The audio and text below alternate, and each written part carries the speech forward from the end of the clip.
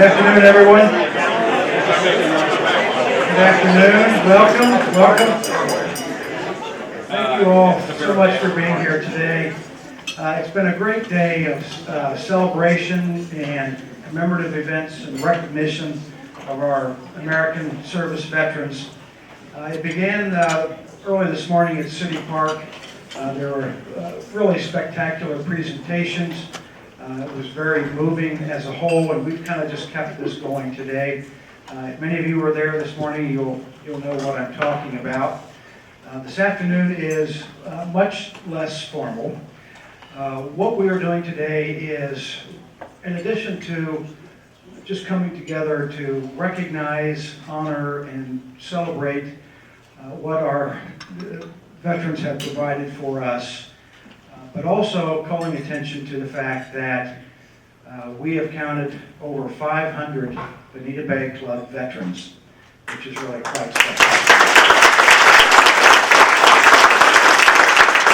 We've also made an effort through the course of this day and the functions overall to reach out beyond our gates and into the community. We've done that today. Bob Gillette is going to talk a little bit about that effort. We've got a couple of special presentations that we will get to, but we're going to start the afternoon off with a special video called The Warrior's Path. Thank you. Thank you. Becky, the problem with these events is that the emotions that well up with these kind of things just keep coming. Let's continue now with the bass singers have joined us to perform the national anthem.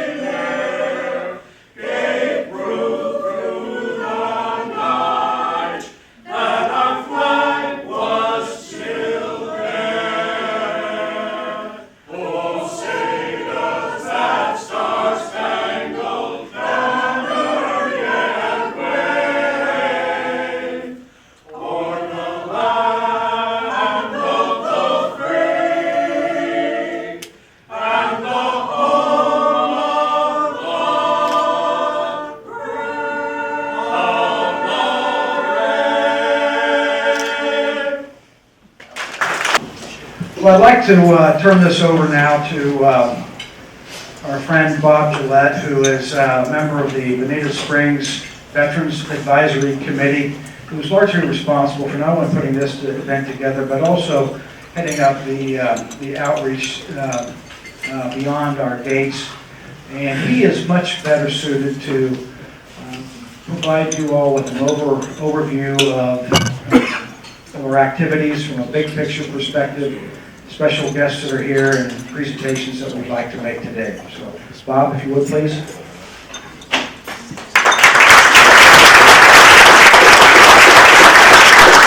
Thank you very much. For those of you that didn't see today's event at Riverside Park, it's going to be on Wink News tonight at 6 o'clock. It's going to be on the NBC program, whatever that channel is, they did it too. But the big one will be tonight at 6 o'clock.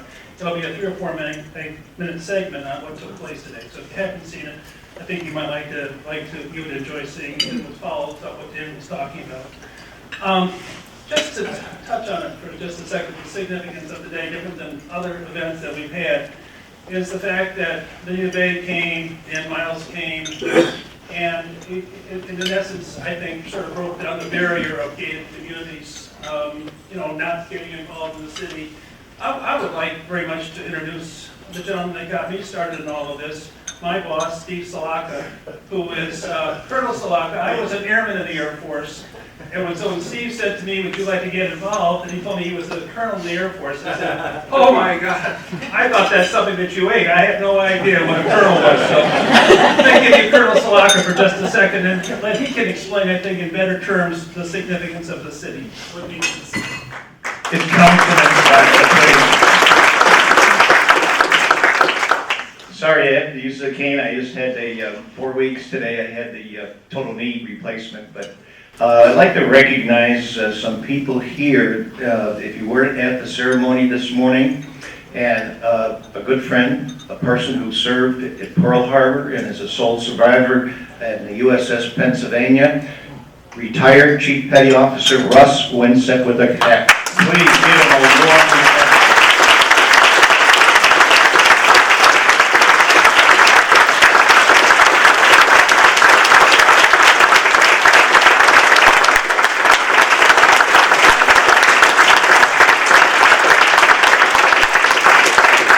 Every time he gets that round of applause, I know Russ, I've known him for years, and he cries.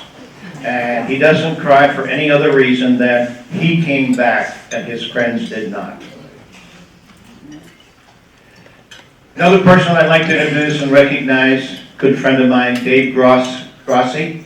Dave was the previous Veterans Advisory Committee chairperson, and he was responsible, along with this short guy here, in putting up the monument that we had at Riverside Park.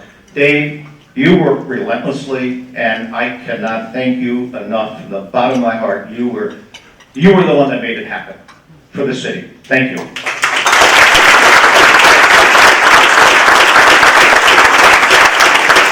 One of the things that I'm blessed with is that I serve, there's only 2 of us that are veterans on the city council. But you know what? Every single council member, when you talk about the vets, I get 100% support. A guy like Peter Simmons, where are you, Peter? Right there. Peter, councilman, District 4, your district. He has just been wonderful and always been there for me.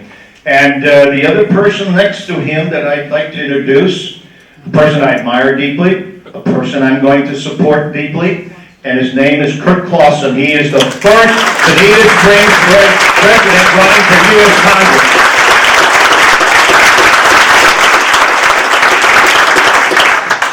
Today was a very moving ceremony because what happened is that you guys gave the city of Bonita Springs a plaque. And 500 veterans in Bonita Bay, do you realize what a force this is? It's a tremendous force. And what we can do together with the city to helping veterans. Now, one of the things that the Veterans Advisory Committee we do, somebody asked me at the table, well, what are the things? Well, some of the more simpler things are, a veteran may become ill, and guess what? They can't work, they can't pay their mortgage, they don't have money for electricity, and, these are people that don't get paid very well. So that's what we're there for. We're there to help. I want to go back and tell you a story about this man and how we became close. One of the things that we wanted to do way at the beginning, and you remember, Dave, we were selling our bricks at Riverside Park, and they're $80 a brick for any veteran, and $40 we would keep, $40 we would have to pay to get it installed and inscripted. Well, anyway, this goes on, and I think we probably wound up with maybe about $2,500. And one day I met this tall guy here now, and we had breakfast at Perkins. And he said, "Did you ever think about bringing the Vietnam Wall?" I said, "That would be a dream of mine, but it costs so much money to bring that wall in." And he said, "Are you serious? You really want that wall to come in here?" He's getting like, I don't even know you that well. And he's a little taller than I am. So anyway, I said, yes, but I said, Bob, you don't understand, but we just don't have that kind of money. Now I'm going to ask you one last time. Do you want that wall here? And I said, yes, sir, I really do, but you don't understand, we don't have the money. He said, what's it going to cost? I said, well, $13,000. He wrote the check out for $13,000. 2.5 years later, the wall came back on Veterans Day. He wrote out a check. We got a discount, $10,000.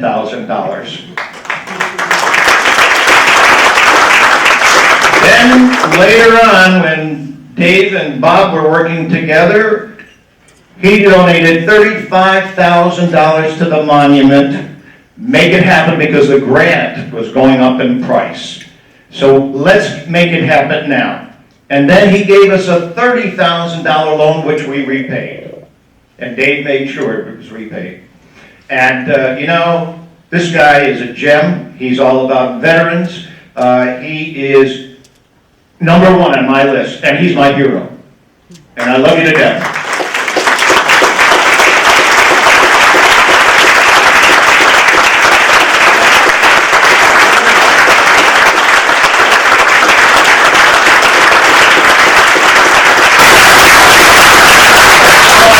Do is to talk about what effect it had on the city. I didn't ask him for a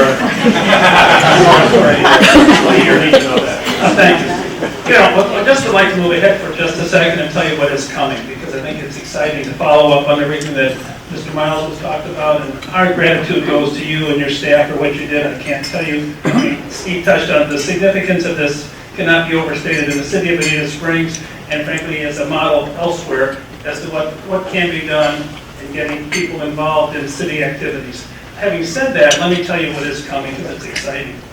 On November 11th, we have a fellow by the name of Mike Durant coming to Bonita Bay for a morning get-together, and then at 11 o'clock he's going to do a PowerPoint presentation over at Riverside Park on Veterans Day. Mike Durant, for those of you who don't know, was the pilot in Black Hawk Down, and he wrote the book, the movie that's based on Black Hawk Down. Maybe you have seen it, but he is the pilot that survived that crash. He was captured, he was released after 5 days, somehow the United States got him out, and then he is going to be our keynote speaker that day. The other thing that we're talking about doing, which is just, it's not a dream, it's going to happen, is that there's a group of wounded amputees who play baseball. And they, to see them, it's just amazing. You can go on Wounded Warriors, or amputee Wounded Warriors, and you'll pick it up on the internet. But we're going to ask them to come to Bonita Springs in February, January or February, and take on either the police department or the fire department. It really would be a very interesting thing. It would be something that, once again, that we'd like to invite the members of the to participate in. But these are just a few of the things that we do in our Veterans Council.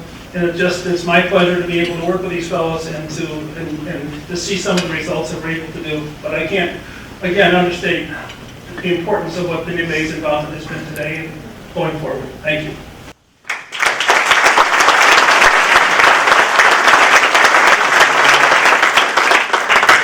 Mr. Romano, if you would, please.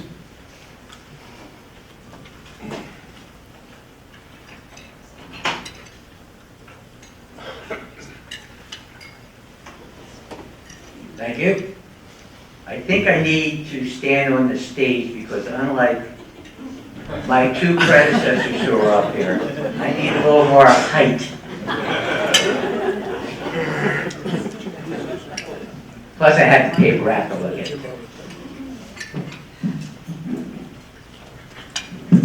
First, I'd like to thank everyone who attended here today, and also, just as important, if not more important, all the Bonita Bay members who attended the ceremony at Riverside Park this morning. That was really good. I was able to stand up there on the stage, give the keynote presentation, and look out and see a lot of friends, and that was very, very important to me to be able to do that as I was making the presentation. I think what I can do best is basically tell you how this all got started. And I think the story goes that Bob Gillette, who is the instigator, I'm sorry, not the instigator, one kidding, wrote a letter or an email to Dan Miles saying, gee, is there someone that possibly could be the keynote speaker from Bonita Bay who would like to be? And Dan sent me an email, and the email said, what are your thoughts? So my first thought was there is a member of our club, most of you know Jim Papandrea. He was a medic in Vietnam, served 2 tours of duty in Vietnam. And I asked him, I said, would you consider, and he said, absolutely, until he realized that he had to be home because of the graduation of one of his grandsons. So I went back and I started to think about this, and I said to Dan, look, I'll do this. I think it's a great thing. I'd be happy to do this and honored to do this. But what I need is, what I want to do is rally the support of the Bonita Bay Club. I said, there's got to be a lot of veterans here who would really be interested in hearing about this and having their name and mentioned and so on and so forth. And Dan turned around and said, do what you need to do. So basically, we got started by sending out a couple of email blasts, utilizing the No One Left Behind monument as our marketing tool. And kind of initially, we thought, well, if we get 50 or 100 veterans' names, that would be absolutely phenomenal. Well, 100 became 150, and I kept bugging the girls, who one I see standing in the back, Janet, and I would call and say, what are you up to? And she'd say, well, I've got 150 now. Well, it got to a point where I didn't have to bug the girls anymore. They would call me, Mr. Romano, we got 325, we got 450. Till eventually we got over 500 names. And what we did is we not only included veterans from the club, but if the veteran had a family member, a mother or father, son or daughter, and that's where we stopped it, we would want them on the plaque as well. And what was amazing as I'm getting this information in is not only am I getting names, but I'm getting stories, because we gave them an opportunity to write down anything that they could think of that they wanted to put in there. And what I'd like to do is read you 4 of these stories. It's very brief, and tell you that there's 100 more like this that we're going to be made available to you for you to see.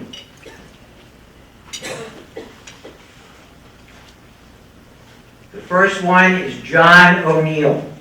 And some of you may be here. I'm not really sure if the person is here or not. He's a Vietnam veteran, an Army captain, a recipient of the Bronze Star.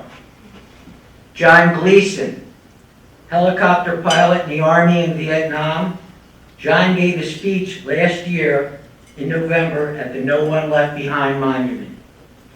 Or maybe Leonard Tallarico, a doctor in the 102nd Division of the Army. During World War II, he was injured by a landmine explosion in Germany and spent the next 13 months in a hospital recovering from his injuries. He passed away in June 2010. Or my favorite, the Foley family, Eileen and John. John Foley served in Korea. His father served in World War I. His 2 brothers in World War II. Their 2 sons, one in Lebanon in the Marines and the other served in the Army in Iraq. Now the next generation of the family, their grandson, who has appointments to both West Point and Annapolis, and he has chosen the Naval Academy. To me, there are 100 stories like that for you all to read if you would like to read them. And I think it's important to note that what was really critical here wasn't, after we got all this information, is the staff here at Bonita Bay took this as something that was their own family. They committed themselves to this. They know who they are, and I'm going to announce who they are so that you all know who are members, who these people were or are. Becky, who is back there right now filming me. Joy, Darcy, Joan, Stephanie, and Janet.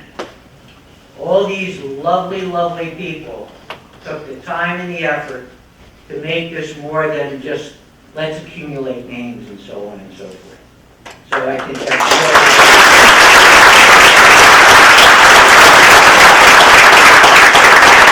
and I think as Bob Gillette mentioned, and again, if it wasn't for Bob Gillette, none of us would probably be here today. He's the person who initiated this and pushed it forward. But this is not the end. This is just the beginning. As he told you about Michael Durant coming here at the club on 11/11, what we're going to do is we're going to ask all the 500 veterans, or I guess there's 400 veterans and there's family members, to send a picture. And what we're going to do, Becky is going to put together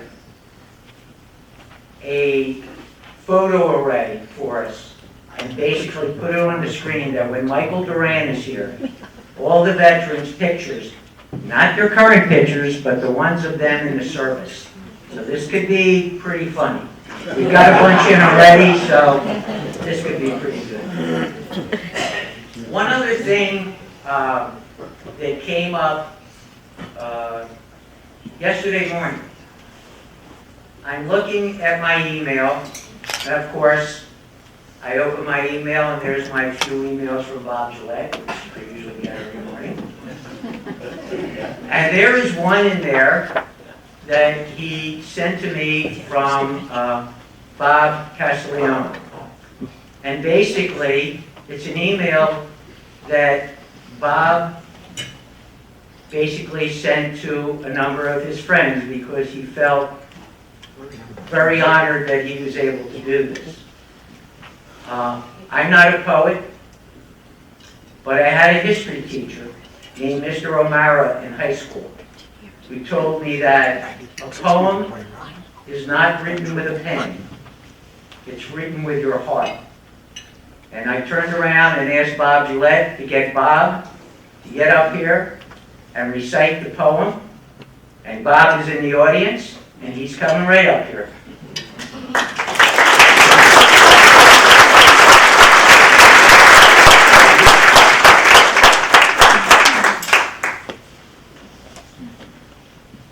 Well, I'm kind of honored, thank you.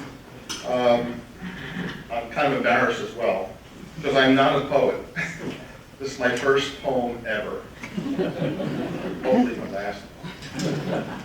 But I was so moved watching television and watching all the news as a time of really dwelling on all the negativity that's going on about the veterans' hospitals. And I was really getting a little upset, and I turned the television off. And I just had a feeling that I just wanted to write something down. And so it did come out of my heart. And I did feel that feeling that I wanted to express something. And I sent it over to Bob. And Bob certainly asked me to provide it to you, so that Nick, as I just learned today. So here it goes. I'd like to just read my little poem to you. Remember, keep your mind, I'm not a poet, please. Not too much criticism. The name of the poem is A Soldier Fights for Me. A soldier fights for me, so that I may be free. And when I'm alone, a prayer is said for thee. A soldier fights for me, so that I may be free. And when in battle, he's willing to give his life for us, his children, and his wife. And wherever he may roam, across foreign land and sea, our hearts shall always be with the soldier that fights for me. A soldier fights for me, not for war, but for peace. And we will always remember thee on this very special day. A veteran he will be. That's it.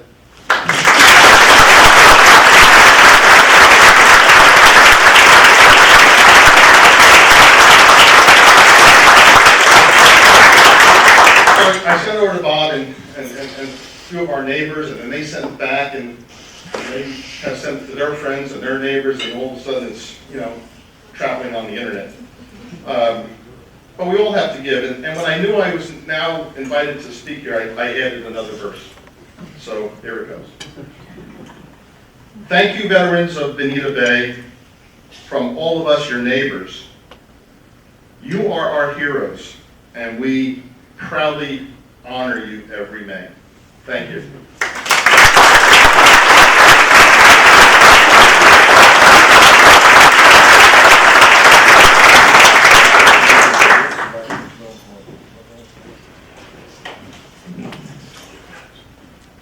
Thank you, Bob. Well, brings us to,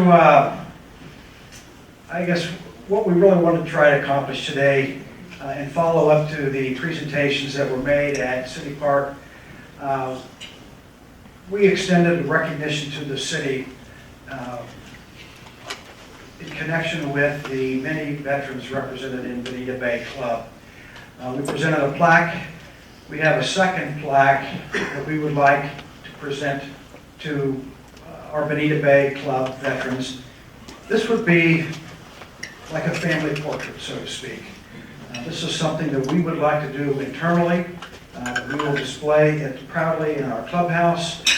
With it, we have a scroll that contains the names of the 500 plus veterans. I'm going to just read the inscription on the plaque. There's not a presentation per se, and then we'll have a final musical tribute from the Bay Singers.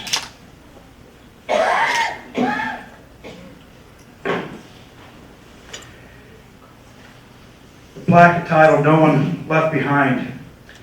With highest gratitude and appreciation, the membership of Bonita Bay Club, in the spirit of unity and gratitude, presents this commemoration to its esteemed U.S. military service veterans and family for their heroism and service to America, and in memoriam, and for advancing the universal hope of freedom and liberty.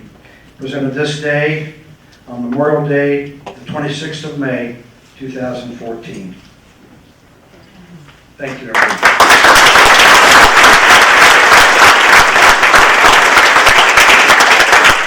At this time, I'd like to ask the Bay Singers to come up and wrap things up for us.